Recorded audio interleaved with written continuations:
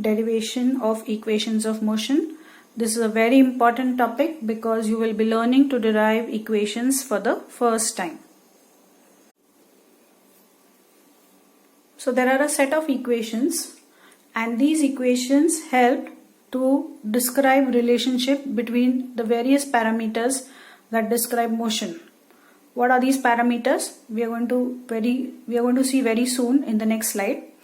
And these equations of motion were given by Sir Isaac Newton and therefore they are called as kinematic equations of motion.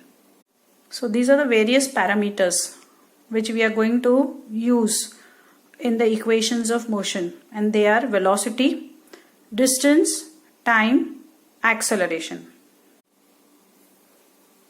These equations are, the first equation of motion is V is equal to U plus AT. The second equation of motion is S is equal to UT plus half AT square. And the third equation of motion is V square is equal to U square plus 2AS, where V stands for final velocity, U is initial velocity, A is acceleration, T is time, and S is distance. And these equations of motion are for objects which are moving with uniform acceleration. Let's take up the first equation of motion. This is the equation for velocity-time relation. Okay, now before moving on to the equation or how to derive the equation graphically, let us see how to draw the graphical representation in order to reach to the derivation. So now this is our graph. Okay, we have plotted time on the x-axis and velocity is taken on the y-axis. Okay, so see, consider a velocity time graph. Time is taken on the x-axis, velocity is taken on the y-axis. Now we are considering that in this case the object is moving with uniform acceleration. What is uniform acceleration? An object shows equal changes in velocity in equal intervals of time. So here we are considering a case of uniform acceleration. Okay, now let's say that the object starts from this point D on the y-axis, okay, on the graph. So the object starts from point D. Let U be the initial velocity of the object, and this U is not equal to 0. We are considering that U is not 0, so U is not equal to 0 in this case.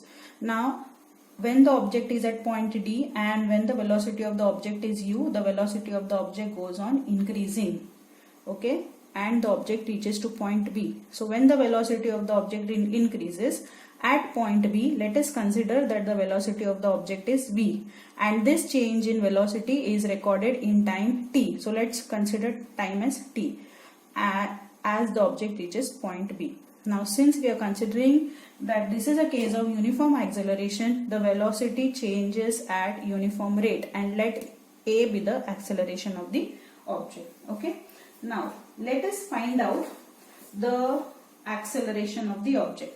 Or no, first let me show the denotions, or how we are going to represent this V or U or T here, and what it represents in the graph. Now in this graph, OD is the initial velocity. Okay, so initial velocity of the object, initial velocity of the object in the graph is this distance OD. And how much is OD equal to? Here you can see I have written OD is equal to U.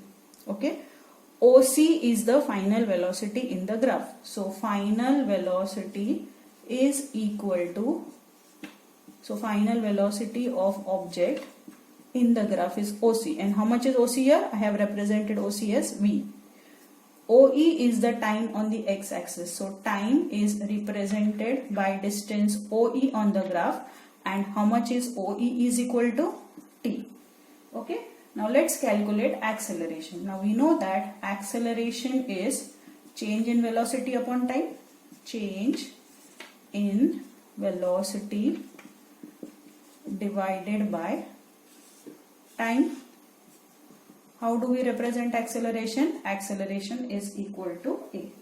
What is a change in velocity? Change in velocity, this is the initial velocity OD, OC is the final velocity. So final velocity minus initial velocity will give me the change in velocity. If you want, I can write it here as final velocity minus initial velocity divided by time. Okay.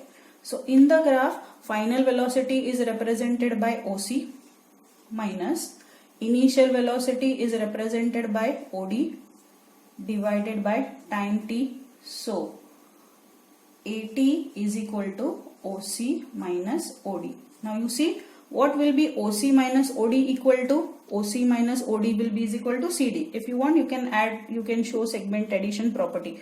COC.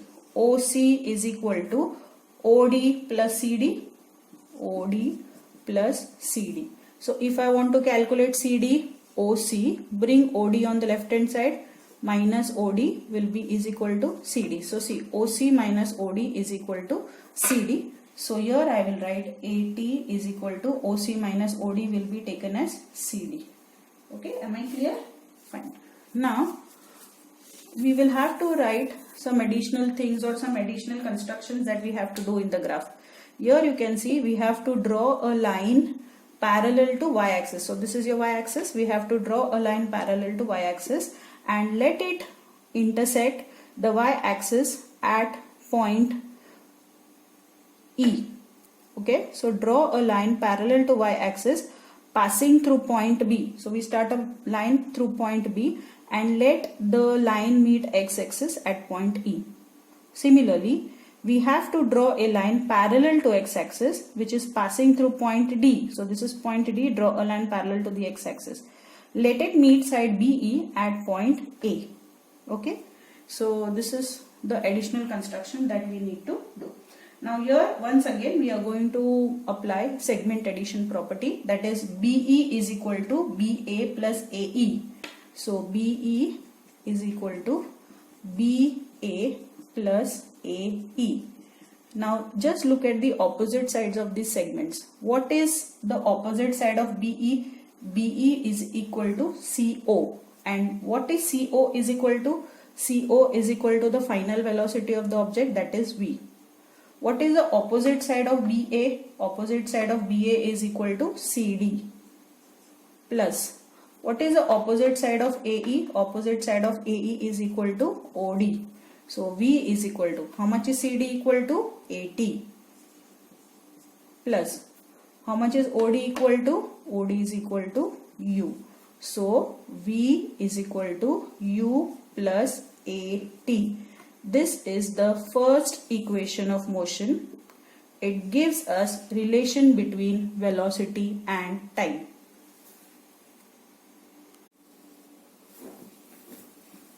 Let's consider the second equation of motion. This equation of motion gives us a relationship between displacement and time. So we are going to consider the same graph for deriving this equation between displacement and time. Here we are considering that an object has covered a distance s. The distance and displacement both are represented by s, and the object has covered a distance in time t. And the object is moving under uniform acceleration a, which we have already seen in the previous slide, that we are considering a uniformly accelerated object. So the object is moving with uniform acceleration a. Now what will be the distance covered by the object? The distance s, which is covered by the object, is enclosed within this area of the quadrilateral DOEB. Okay, so the distance traveled by the object is obtained by the area enclosed within the quadrilateral DOEB. So S, distance S will be is equal to area of quadrilateral DOEB. Okay, if we are finding out the area of quadrilateral DOEB, I will get the distance that is covered by the object in time t. Okay, now the area which is covered under the quadrilateral DOEB will be is equal to area of rectangle DOEA. See, this is a rectangle, plus area of triangle DAB So if I add area of rectangle plus area of triangle, I will get area of quadrilateral DOEB. So that's what I'm going to do. So area of DOEB, quadrilateral DOEB will be is equal to area of rectangle. What is the name of the rectangle? DOEA. DOEA plus area of triangle BAD. Area of triangle BAD. Right? Now what is the formula for area of rectangle?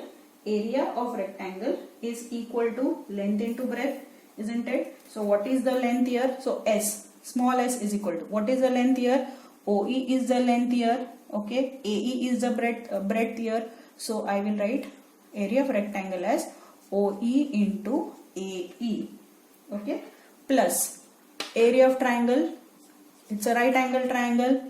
Right angle is formed at angle A. So we know the area of triangle. Area of triangle, right angle triangle is half into base into height. So what is the base here? AD. What is the height here? AB. So half into base, that is AD, into height will be is equal to AB. Now we go on substituting the values in this particular equation. What is OE is equal to? It is time. How have we denoted time? By T multiplied by. What is AE?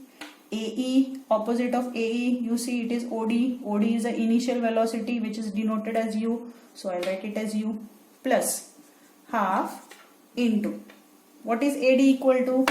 AD is opposite of EO, isn't it? AD is half of EO and EO is time. So how do I denote time? T multiplied by AB. What is the opposite of AB? Opposite of AB is CD, isn't it? And what is CD is equal to 80. We have seen in the last equation. So I'll write since AB is equal to CD and CD will be is equal to 80, which we have already seen in the previous equation. So S will be is equal to UT plus half A, T into T will be T square. So S is equal to UT plus half AT square. This is the second equation of motion which gives us relationship between displacement and time. Let's take the third equation of motion. Equation for displacement velocity relation. So in the previous case we had studied the relation between displacement and time. In the third equation we are going to study relation between displacement and velocity. Okay, so once again we are going to consider the same graph. We are considering that the object has started from point D and that it is moving with initial velocity U. After time T, the object reaches point B. It has a final velocity of V and the object has uniformly accelerated. So let A be the uniform acceleration. So let us consider that an object has traveled a distance S in time T. See, we are considering the relation between displacement and velocity. So once again we are going to find out the distance that is traveled by the object in time T. Under uniform, the object is moving under uniform acceleration A. Now the distance that is traveled by the object is enclosed within the area DOEB. So once again I am going to find out the distance that is covered by the object. Okay, so here the distance that is covered by the object is enclosed under the area of the quadrilateral DOEB. Okay, initially what we had done was in the previous case or in the second equation, when we found out the area of quadrilateral DOEB, we added up the area of rectangle DOEA and area of triangle DAB. Now when I have to find out the distance or the displacement here, S will be is equal to, see, this is a trapezium. DOEB is a trapezium because these are the two parallel sides of the trapezium and this is the perpendicular. Okay, so S will be is equal to area of trapezium. And what is the name of the trapezium? It is DOEB. DOEB. Do you know the formula to calculate the area of trapezium? It is equal to half into sum of parallel sides into height. Okay, so S will be is equal to half. Which are the parallel sides? DO and BE. So parallel sides are DO plus BE. into, what is the height here? OE is the height. So OE. So S is equal to half into. Now we go on substituting the values once again. What is DO equal to? DO is the initial velocity of the object. How have we denoted the initial velocity? By U plus. How much is BE? BE is the opposite of OC or CO. How much is CO? V. So BE will also be is equal to V. So U plus V into. How much is OE? Time. So I denote it as T. So S is equal to half into V. Instead of writing U plus V, I am writing it as V plus U. It is one and the same, multiplied by T. Okay. Now we know that A is equal to V minus U upon T, isn't it? So if I want to find out T, so how much will be T here? T will be is equal to V minus U divided by A will come down. I have just shifted A and T in this equation. Since I want to find out T, I have taken A down. So T is equal to V minus U upon A. Now why have I done this? Because in this equation S is equal to half into U plus V into T. I am going to substitute for T. And how much did I get? T equal to V minus U upon A. So once again consider this equation, that is S is equal to half into V plus U into T. So S is equal to half into V plus U into, what is T equal to? T is equal to V minus U upon A. So V minus U upon A. So S is equal to, in the numerator, V plus U into V minus U divided by, what will you get in the denominator? 2A. Okay. Now cross multiply. S into 2A will be 2A. S is equal to V plus U into V minus U. You must have studied in algebra. A plus B into A minus B is A square minus B square. So V plus U into V minus U will be V square minus U square. Okay. So if I 2AS, if I take U square on the left hand side, I will get U square as plus U square is equal to V square as it is. So V square is equal to U square. V square is equal to U square plus 2AS. Now the signs will not change because both the sides are interchanged, isn't it? So V square is equal to U square plus 2AS. This is the third equation of motion which was given by Isaac Newton, and this equation gives us relation between displacement and velocity.